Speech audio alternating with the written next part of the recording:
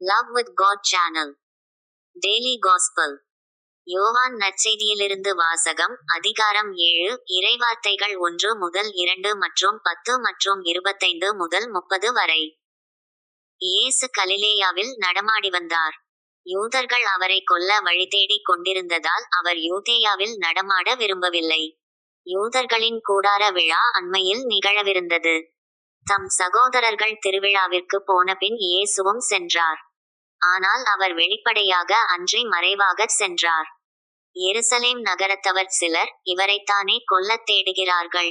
இதோ இங்கே இவர் வெளிப்படையாய் பேசிக் கொண்டிருக்கிறாரே, யாரும் இவரிடம் எதுவும் சொல்லவில்லையே. ஒருவேளை இவரே மெசியா என்று தலைவர்கள் உண்மையாகவே உணர்ந்து கொண்டார்களோ?